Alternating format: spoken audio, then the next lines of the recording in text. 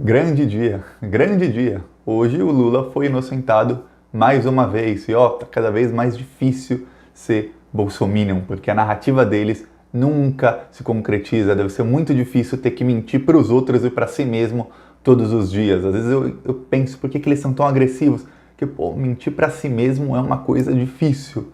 Para eles fomentarem o antipetismo deles é cada dia mais difícil.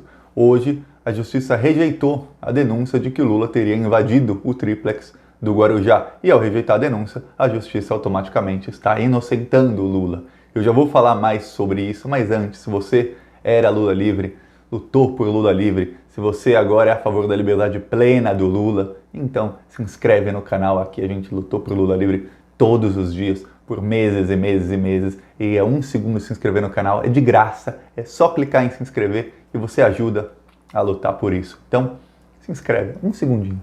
Agora vamos falar sobre isso. A Justiça de Santos rejeitou a denúncia do Ministério Público de que o Lula teria invadido o triplex no Guarujá. O triplex que o Sérgio Moro disse que era do Lula. Aquele triplex que, por causa desse triplex, o Lula ficou preso, sequestrado em Curitiba por 580 dias. E o Lula nunca teve as chaves do triplex, o Lula nunca dormiu no triplex, mas dizem que é dele. Segundo o Sérgio Moro, segundo os lavajatistas, era do Lula, apesar dele nunca ter tido a posse do triplex. Ok, o que acontece é o seguinte, quando o Lula foi preso, passou 8, 9 dias da prisão do Lula, o MTST, não confunde com MST, MST é o Movimento dos Sem Terra, MTST é o Movimento dos Trabalhadores Sem Teto. É diferente o MTST do MST. Então, o MTST, liderado pelo Boulos, que depois foi candidato à presidência, invadiu o triplex. Eles arrombaram a porta da frente, foram lá, tiraram fotos, gravaram vídeos. E isso foi muito importante porque isso acabou com a tese do Sérgio Moro, que era endossada pela mídia, ou seja, a mídia ajudava a divulgar essa tese de que o triplex era um apartamento extremamente luxuoso. Inclusive em matérias da Globo saíram fotos do triplex. Eu lembro que na época eu fiz vários memes disso para postar no Plantão Brasil para mostrar como a Globo mentia. Saíram fotos do triplex que eram fotos tiradas de revistas de design de interiores. Ou seja, um triplex lindo com uma vista luxuosa para o mar, tudo do bom e do melhor. E na verdade o apartamento era um lixo e ficou provado que a tal da reforma, que custou mais de 1 milhão, não existiu, porque não estava reformado o triplex, estava caindo aos pedaços, estava tudo horrível, um lugar luxuoso.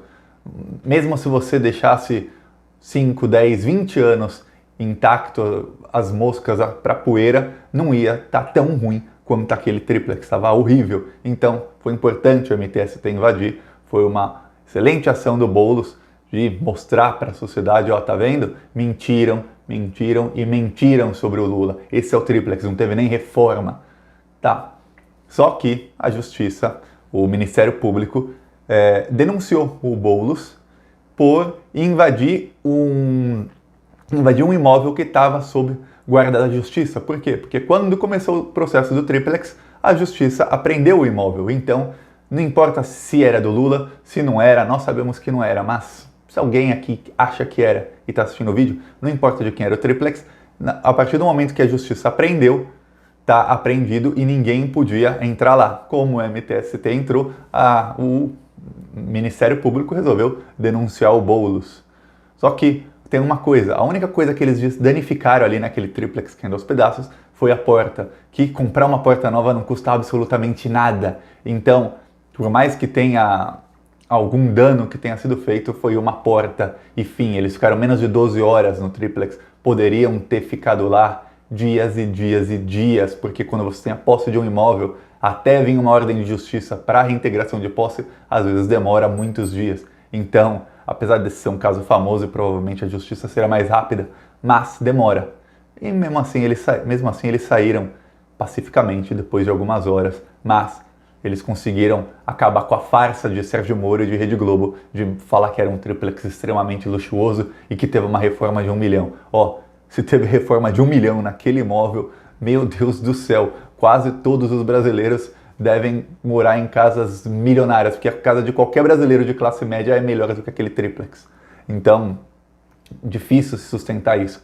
mas a parte do Ministério Público em que eles resolveram denunciar o Lula também pela reforma, sendo que o Lula estava preso quando foi feita, pela reforma não, pela invasão, sendo que o Lula estava preso quando a invasão foi feita, parece piada. É assim, o Ministério Público com seus procuradores, que são todos gente de elite, gente antipetista, eles denunciam o Lula esperando que o juiz também seja um antipetista e que o juiz, além disso, rasgue as leis como o Sérgio Moro fez, porque o Sérgio Moro ele meio que instituiu uma coisa que é assim, contra o PT vale tudo, vamos rasgar as leis. O STF também fez isso no passado contra o Zé Dirceu. Vamos rasgar a Constituição, a lei dane-se, é contra o PT, vale tudo, vamos lá. Mas às vezes o juiz é isento, não importa se é antipetista ou não, o juiz às vezes é isento. Dessa vez a juíza foi isenta e falou, não faz sentido, o Lula estava preso, ele não invadiu o triplex.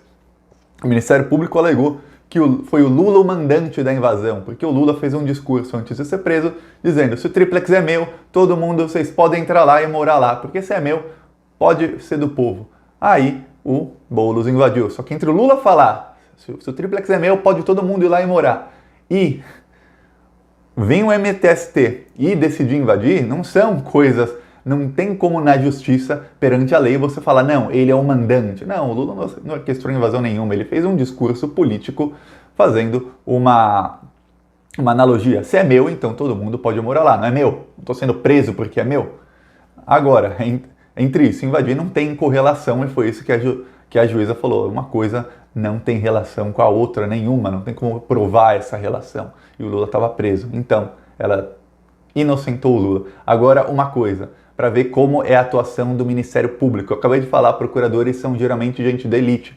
Doutor Dallagnol vem de família rica, os procuradores da Lava Jato, quase todos eles vêm de família ou de classe alta, de gente muito rica, ou de classe média alta, de famílias tradicionais.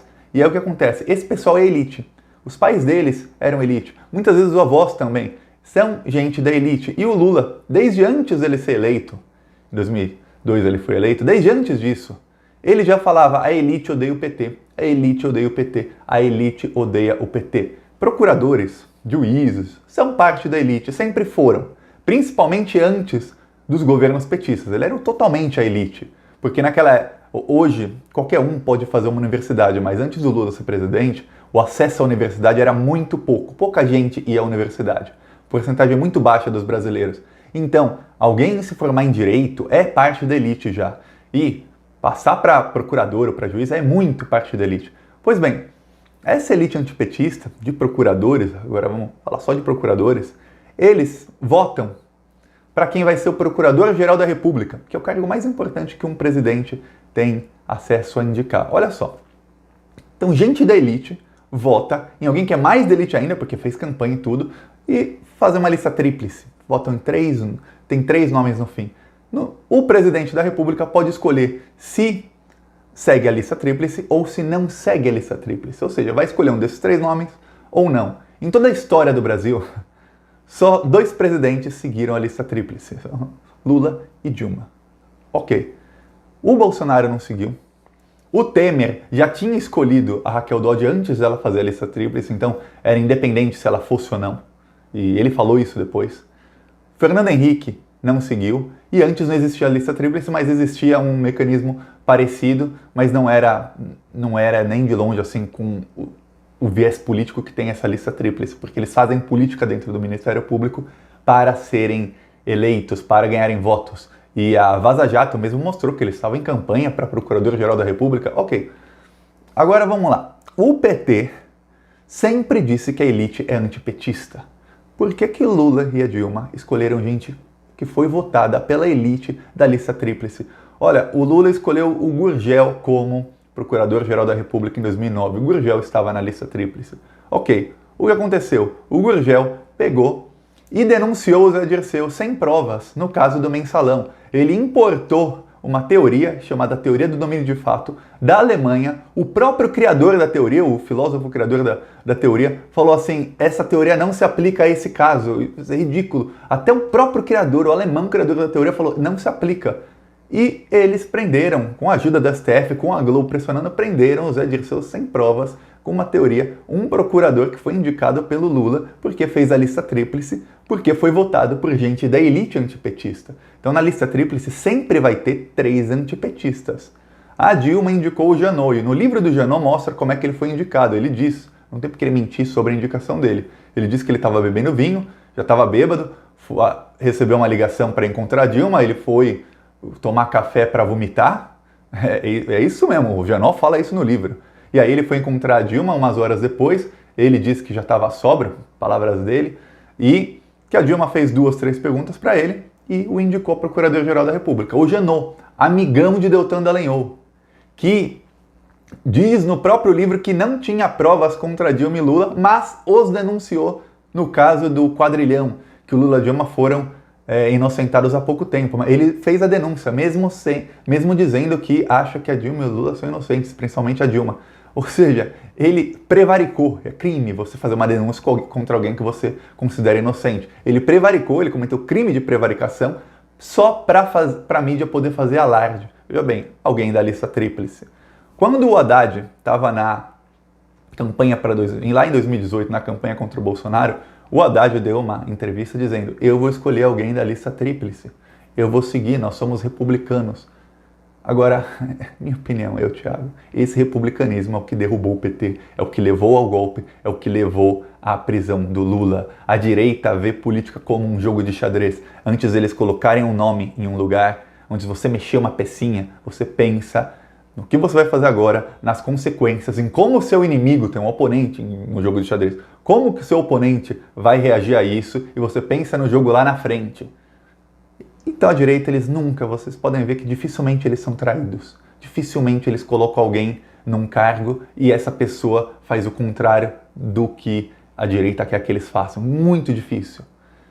A esquerda não. A esquerda simplesmente pensa, a lista tríplice é a coisa mais republicana que tem, então vamos colocar um dos 3. E aí sempre entrava o antipetista, sempre entrava alguém. Muita gente não sabe, mas o Janot foi um dos pilares do golpe contra a Dilma, porque o Janot tinha denúncia contra o Eduardo Cunha, ele já tinha a investigação toda contra o Eduardo Cunha, a denúncia pronta para denunciar o Eduardo Cunha por corrupção, e ele esperou todo o processo de impeachment, quando o Brasil inteiro, assim, a classe média inteira gritava: somos todos Cunha, esses que depois votaram no Bolsonaro e tinham votado na Aécio, somos todos Cunha, Cunha é o nosso herói e tudo mais. E aí depois que o Cunha derrubou a Dilma, ele apresentou a denúncia contra o Eduardo Cunha. Se ele fizesse antes, ia ser uma desmoralização total do Eduardo Cunha e do processo de impeachment, mas ele segurou. Então, ele foi um dos pilares do golpe na Dilma. Olha só, um antipetista que estava na lista tríplice, provavelmente os outros 2 também eram antipetistas, também fariam o mesmo ou parecido. Então, se eu puder falar alguma coisa para o pessoal da esquerda, olhem a política como um jogo de xadrez. Coloca a pessoa certa no lugar certo, dane-se a lista tríplice. Se a elite odeia o PT, por que você vai escolher alguém que está numa lista que só gente da elite que votou? É claro que vai ser alguém da elite nessa lista e alguém antipetista. É uma coisa óbvia, assim como em todos os outros órgãos governamentais. Se só tem gente da elite votando ou colocando alguém em algum cargo, provavelmente essa pessoa é da elite e é antipetista e vai fazer de tudo para derrubar o governo do PT. E é o que aconteceu. O PT caiu. E quando aconteceu o golpe, quando aconteceram vários dos abusos da Lava Jato, era tudo com aval do STF. O STF que na época que a Dilma caiu, dos 11 ministros, 8 tinham sido indicados pelo PT. Então se você indica 8 de 11 e mesmo assim é uma maioria contra você, rasgando a lei contra você, porque alguma coisa nas indicações estava muito, mas muito errada. Então, aproveitando que hoje é um grande dia, o Lula foi absolvido novamente, fica essa crítica construtiva. Quando a esquerda voltar ao poder, pensa muito, mas muito bem antes de indicar um nome e age como um jogo de xadrez. Pensa lá no futuro, pensa no que seu inimigo vai fazer e veja, não coloquem gente da elite. O próximo Procurador-Geral da República, só se eu presente, era alguém com uma estrela do PT tatuada na testa, alguém totalmente petista, alguém que não ia fazer nada, não ia nunca trair, porque é isso que a direita faz. Quando a direita está no poder, eles aparelham tudo. Quando a esquerda está no poder, eles deixam o quê? Eles dão autonomia às instituições que são lideradas pela elite antipetista. Dar autonomia para eles é o mesmo do que entregar na mão do inimigo. Ó, inimigo, é seu. Agora é só esperar pelo próximo golpe. Então, que a esquerda aprenda com esses erros. É isso. Se você gostou do vídeo, curte, compartilha para todo mundo ver e se inscreve no canal. Falou!